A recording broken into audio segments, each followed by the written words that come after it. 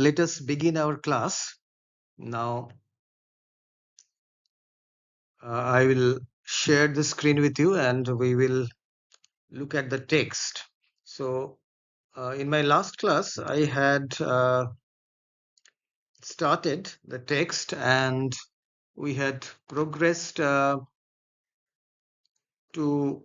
towards the middle or towards the end almost, but there are certain other uh, incidents which we will read. So, just to recapitulate, for those who were not present in the previous class, now Charles Lamb is talking about his uh, boyhood experiences. He is relating his boyhood experiences here in this essay, where when he had visited his grandmother Field's house. Actually, it was in Norfolk, but uh, here Lamb has not given the name. It was in a different place perhaps, but uh, his grandmother Field was the caretaker or the housekeeper of this big house. The house was owned by some other people, and here we get to see how Dream Children, the title itself, we all know that from our reading of his biography or the introduction that I had given you, that Lamb had never married. So obviously the question of having children does not arise, but these are his dream children. So Lamb was once upon a time in love with a young woman named Anne Simmons, and he had hoped to marry her, but unfortunately, because of his family problems, as you know, that his elder sister, Mary Lamb, was occasionally she was troubled by these fits of insanity, and once she also she killed their mother in this fit of insanity. So you will get all these things, all these incidents if you read the any good book of English literature. Now, so Lamb had decided to take care of his sister, and therefore he could not marry and have his own children. But he has created these two children, Alice and John. So he is talking about his experiences in this big house. Uh, and we were, I think, we were here where he was roaming around the house, both inside and outside. And he is describing the trees, the orange trees, the lime trees, and he was feeling a kind of a sensation that he would also uh, ripen along with these the ripe fruits that were hanging from the trees. So he was soaking in the the whole atmosphere that was there in this beautiful scene, or in watching the days that darted to and fro in the fish pond at the bottom of the garden, with here and there a great sulky pike hanging midway down the water in silent state, as if it mocked at their impertinent friskings. So there was also a fish pond at the end of the garden, bottom of the garden, meaning the end of the garden, where there were different kinds of fishes. Now, dace is a small fish, which it is very a kind of a, you know, always moving here and there, swimming from one point to another. It's a very restless kind of a fish, and all these daces were moving here and there. But there were also some big fishes like the pike, which is a bigger freshwater fish, and it was staying midway. It was sort of balancing itself midway in the water, and it was staying there in a very calm and composed way, as if it was uh, feeling a kind of a, it was mocking at the impertinent friskings that is running about here and there in a restless manner. So it was in a very sulky mood, not a very good kind of a mood. So I didn't like the friskings of the days. So here Lamb has described the orchard, that is the fruit garden, and also the pond. I had more pleasure in these busy idle diversions than in all the sweet flavors of peaches, nectarines, oranges, and such like common baits of children. So he's saying that he was a kind of a lonely child who loved to roam here and there on his own. He didn't have any of his siblings to accompany him.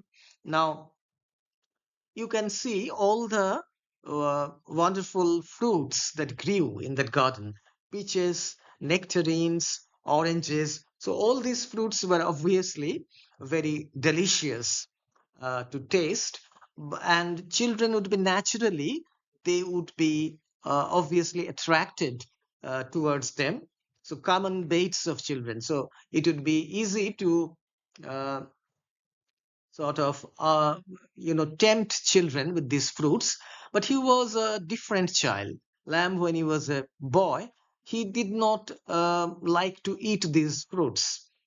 Here John slyly deposited back upon the plate a bunch of grapes, which, not unobserved by Alice, he had mediated dividing with her, and both seemed willing to relinquish them for the present as irrelevant. So you will notice in this essay there are these small descriptions.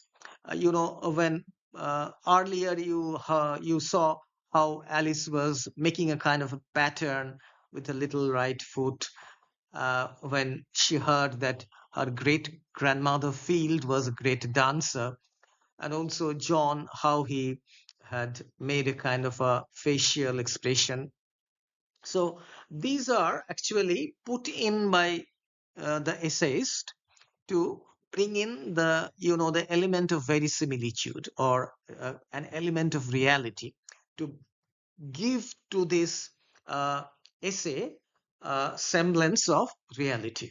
So the children's responses, so they are not going to speak out. They obviously, it's a kind of a dramatic monologue. I think you know what a dramatic monologue is in poetry. Robert Browning is, of course, the chief exponent of the dramatic monologue, where there is only one speaker, and there may be one listener or more than one listener. So obviously, as we can see that uh, here also the same thing is happening. The same thing is happening in the sense that it is Charles Lamb who is the speaker, who is narrating the story to us, that is the readers, and there are two silent listeners here, his dream children, Alice and John, and their presence, you know, that they are very much there. It is obviously sort of made clear by the essayist by these little touches. So, what did John do here? He slyly deposited back upon the plate a bunch of grapes. So there was a bunch of grapes which John was trying to divide with Alice, his sister, and eat those grapes. But Alice was also observing his, what he was doing. But now they were very much interested in the story, and therefore they thought that they would eat the grapes later on. So they did not do it just as yet. Then, in somewhat a more heightened tone, I told how, though their great grandmother Field loved all her grandchildren, yet in an especial manner.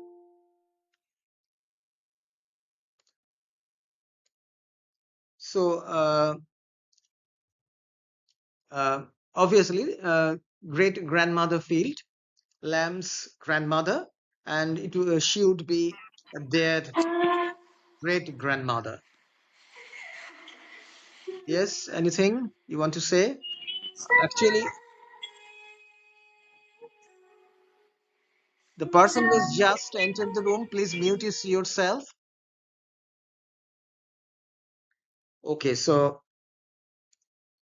as we see here, great grandmother Field loved all her grandchildren. She was fond of all her grandchildren. Yet, in an especial manner, she might be said to love their uncle, John L., that is John Lamb. Now, John Lamb was the elder brother of Charles Lamb, and uh, we will see about him. We will obviously we will read about him.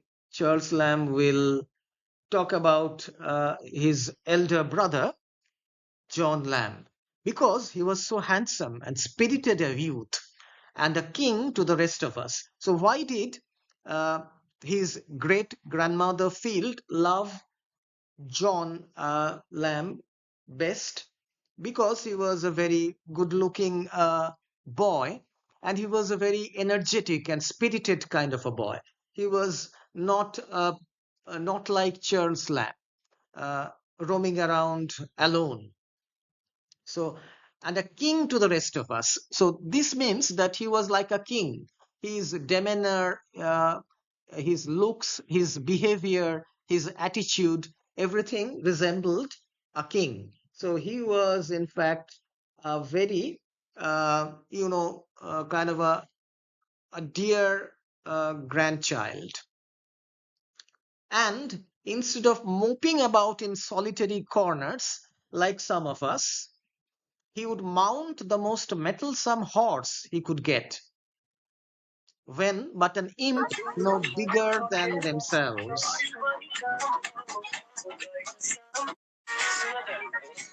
Who is this? I'll have to remove you. I'll have to remove you if you don't mute yourself. And please, when you let me say one thing, when you join the class from your next time, I think he has left. He has not given his full name, his no own name. Okay, so what Charles Lamb is saying here, that he did not mope about in solitary corners like some of us, meaning himself. So he was not a lonely kind of a melancholy child. He was a very happy and joyful kind of a child who used to participate in everything. But an imp no bigger than themselves. So he was a small child, but he was very spirited, meaning he would try to ride the most mettlesome horse he could get. So he was a very brave child. Obviously, it's no mean task or mean feat to ride a horse when one is so little. So obviously, John Lamb was a very spirited kind of a person right from his boyhood days, and make it carry him half over the county, sorry, in a morning, and join the hunters when there were any out. So he would go riding into the county with the hunters. So the hunters who were out hunting, and he would accompany them. So obviously, we can distinguish the difference between John Lamb and Charles Lamb himself. So Charles Lamb obviously was not of that kind, that temperament. He did not participate in all these bustling riding activities, but he took pleasure in roaming around the house. It was a very big house, and he was very observant about regarding the whatever was there, and also in the garden, in the pond, he looked at the fishes, the fruit trees, everything. But his elder brother, John Lamb, was not a person who stayed there inside the house or in the premises. And yet he loved the old great house and gardens too, but had too much spirit to be always pent up within their boundaries. So here, Charles Lamb is saying that he was a very so courageous and so mettlesome a boy who always went out. He did not want to be stuck up in this house, not to remain in this house always, but he loved the house, of course. It was an old, a very big house, a very beautiful house, and the garden was also wonderful. So here, as you can see, too much spirit to be always pent up within their boundaries. So obviously, he was a boy who was very different temperamentally, that we can see, and how their uncle grew up to man's estate, as brave as he was handsome. So here, Charles Lamb is telling the story of to his dream children about their uncle. So John Lamb. So when he grew up, he was as handsome as he was brave, to the admiration of everybody, but of their great grandmother Field most especially, because she loved him very much, as he was his special grandchild. So from his boyhood days. So when he grew up to be a very spirited and handsome young man, she loved him all the more. Everyone was very fond of him. And how he used to carry me upon his back when I was a lame-footed boy. So he is reverting back to going back to the past days. So when Charles Lamb was a lame-footed boy, meaning when he had hurt his leg, most probably, he was not lame, but maybe he had hurt his leg and he was walking in that way. He had become lame for temporarily, obviously. So he used to, what John Lamb used to do, he used to uh, sort of carry Charles Lamb, his younger brother, on his back. So, for he was a good bit older than me. So, actually, John Lamb was quite older than Charles. So, obviously, this signifies the bond between the two brothers, the special bond that they shared. Uh, he was a loving elder brother and caring elder brother. We can see that from this description. Uh, sorry, yes, for he was a good bit older than me, many a mile when I could not walk for pain. So when his foot was aching and he would not be able to walk, John Lamb used to carry him on his back. And how in afterlife he became lame-footed too, and I did not always, I fear, make allowances enough for him when he was impatient and in pain. So now he is remembering his elder brother, John Lamb, with a sense of regret, because he remembers the time when John Lamb used to carry him on his back when he was suffering from this lame footed condition. And when later on, John Lamb, he himself became lame footed.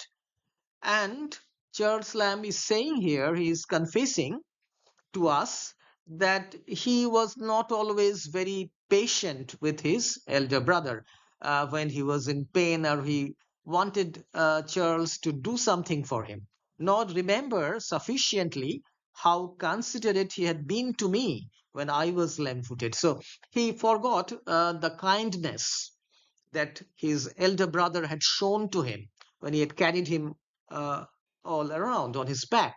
So obviously, he was not so kind hearted. He did not return that kindness. So he remembers his elder brother. His elder brother, John Lamb, died in 1821. So now he is remembering his elder brother in this story. Sorry, not story, this essay. It's kind of a story, of course. It's a story of his boyhood days and of the past. So, uh, as we can see, And how, when he died, though he had not been dead an hour, it seemed as if he had died a great while ago. Such a distance there is betwixt life and death. So this line is very beautiful and very so poignant with feelings.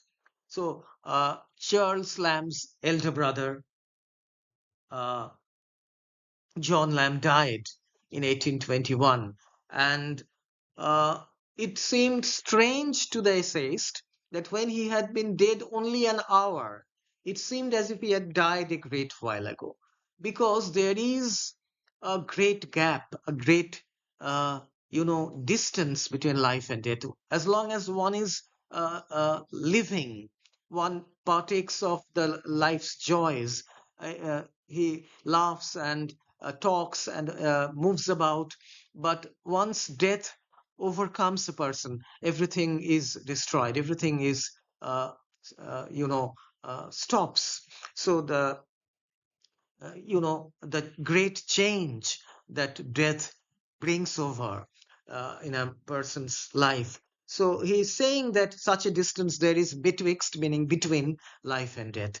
So, and how I bore his death, as I thought pretty well at first, but afterward it haunted and haunted me. So he's saying that at first, when Charles Lamb had thought that he would not really take it to heart, he would not be very sad at his elder brother's death. But later on, he realized how much he had loved his elder brother. And he was really sorry for his elder brother. So as he's saying here, that it haunted me. So something, if it haunts you, you tend to think about it. You tend to you don't talk about it, but you think about it constantly. It becomes a kind of a burden for you. So obvious, as we can see here, uh, how much I loved him. So yet I missed him all day long. So, but afterward it haunted and haunted me. And though I did not cry or take it to heart as some do, so he's saying I did not start crying. I did not start to weep or cry as some people do when they lose a dear family member, and as I think he would have done if I had died. So he's saying that John Lamb was a more kind hearted person than he was, because if he had died, he is sure that John Lamb would have cried for his little brother, younger brother. Yet I missed him all day long, and knew not till then how much I had loved him. So there is this kind of a self confession, as we can see here, that I missed him all day long. So when he had died, obviously he understood what he had lost. And this is a common occurrence with us. We, as human beings, we don't really value the great, we do not understand or recognize the value of either our parents or our family members only when they are removed from our lives. We tend to understand and we tend to recognize the great influence or great value that they had in our lives. So this is a very kind of a statement that obviously has a very true ring about it. So, how much I had loved him. I missed his kindness and I missed his crossness. So, I missed his kind words, the kind deeds, or the kind words that he had spoken to me. And I missed his crossness, meaning sometimes when he was cross, that means he was irritated with Charles Lamb when perhaps he was suffering, and wished him to be alive again, to be quarreling with him, for we quarreled sometimes, rather than not have him again. So we all wish these things, when someone dear dies, it happens to us. We are so uh, we cannot at first understand the significance of that death, what would happen. But then we understand and we start to miss him or her. So I wished him to be alive. So sometimes, as brothers do, they quarreled, and obviously he missed him very much. Rather than not have him again, so rather than not having him again, so let me quarrel with him, he thought, and was as uneasy without him as he, their poor uncle, must have been when the doctor took off his leave. So here there is this reference to the kind of ailment, sickness that John Lamb was suffering from. So when he became lame-footed, Charles Lamb had referred to that. So lame-footed, so maybe he had a kind of a disease where his leg, one of his leg, had to be amputated. It had to be severed by the doctor. So obviously, Charles Lamb is saying here that he felt so uneasy without him, so out of his depths, as he, their poor uncle, must have been when the doctor took off his leg. So uh, obviously, John Lamb must have felt very uneasy when the doctor had amputated his leg. Here the children fell a crying and asked if their little mourning which they had on was not for Uncle John. So they were wearing a kind of a band, something, a black band perhaps. So the children, they started to cry. Obviously, when they heard about all these things, children do not appreciate, or they do not like to hear these sad things or events, and they started to cry. So here again, there's that touch of reality comes in. uh, and they looked up and prayed me not to go on about their uncle, but to tell them some stories about their pretty dead mother. So now, as we see here, the children, as Lamb says, the dream children, they did not like the story they heard about their Uncle John. So they asked him not to go on. Please stop. So you should, but tell us about our dead mother, their pretty dead mother. So obviously, uh, here Charles Lamb is making up everything. So the children are not his own children, they are imaginary children. And the dead mother is a reference to Anne Simmons. Anne Simmons was obviously not dead, but here, for the sake of writing this essay, he is making this up. Then I told them how for 7 long years, in hope sometimes, sometimes in despair, yet persisting ever, I quoted the fair Alice W.N. Now, here, uh, Lamb is obviously talking about his uh, love affair with this young woman named Anne Simmons. Now, he has changed the name.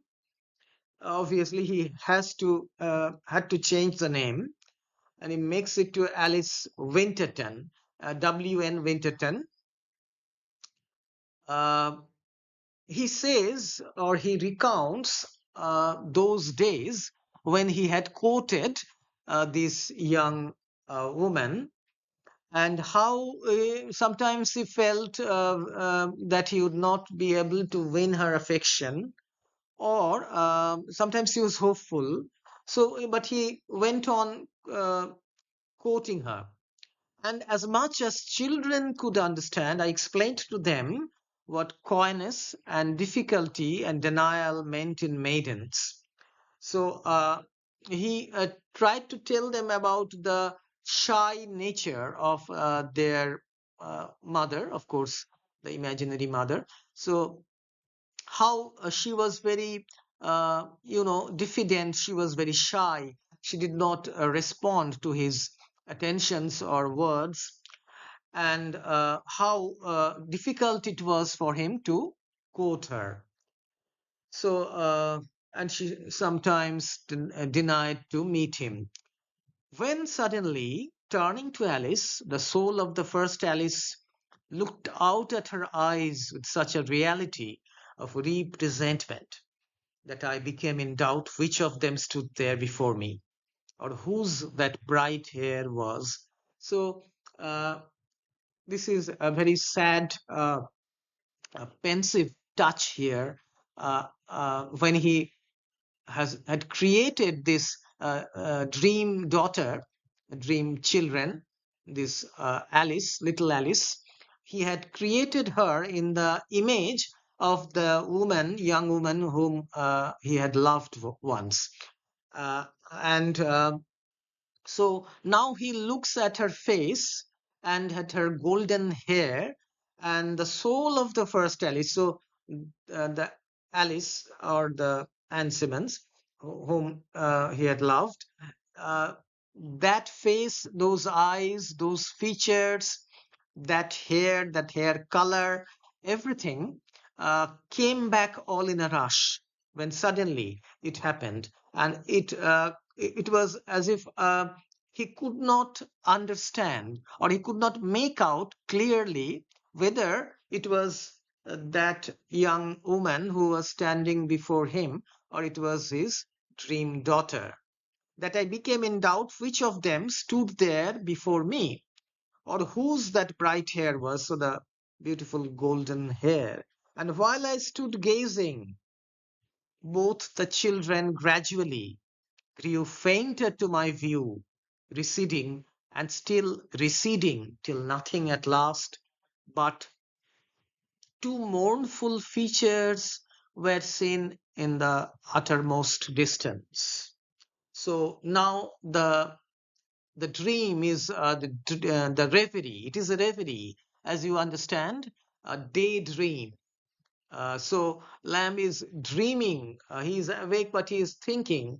He is going back to the past, and he has created this whole scenario of the children, and the fact that how he used to go to his great rather to his grandmother Field's house, and all these incidents about his brother John. So uh, suddenly he noticed that the images of these two children were fainting, or they were receding farther and farther away, because he was coming back to reality. He was uh, growing out of that reverie, till nothing at last but two mournful features were seen in the uttermost distance. So, two mournful features. Uh, the faces of his dream children, they looked so sad, they looked so melancholy, so wistful, and they were moving further away, that they actually were not reality, part of reality, which without speech strangely impressed upon me the effects of speech. So they were not speaking, obviously, but their facial features, their eyes, they were so expressive, and they were talking to him as if communicating with him. What were they saying? Quote, "We are not of Alice, nor of thee, nor are we children at all. The children of Alice call Bartram father."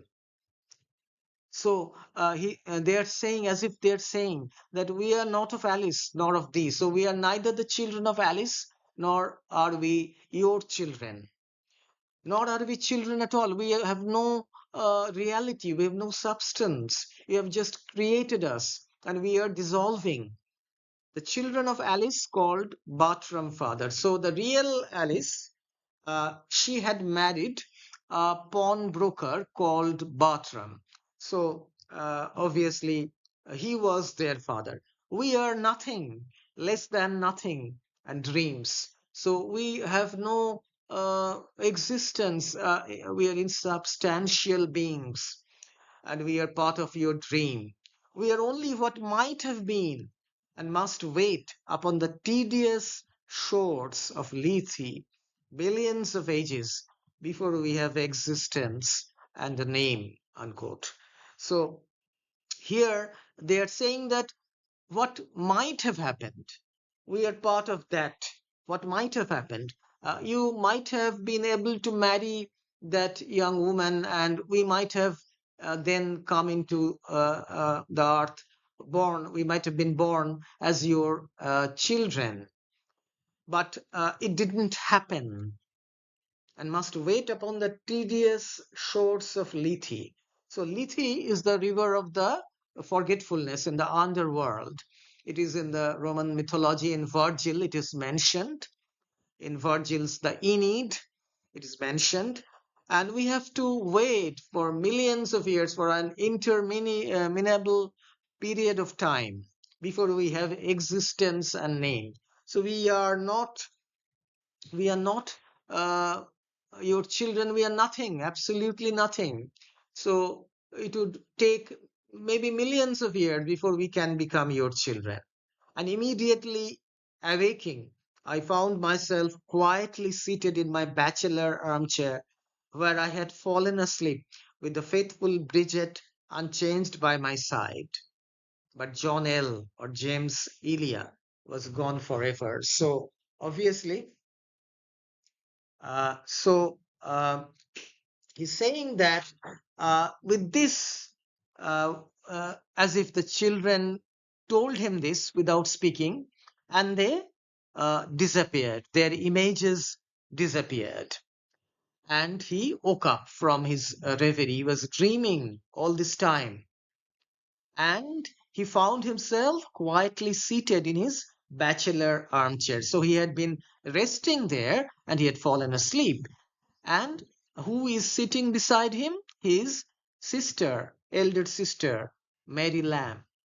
So faithful Bridget is the fictitious name that he created for Mary Lamb.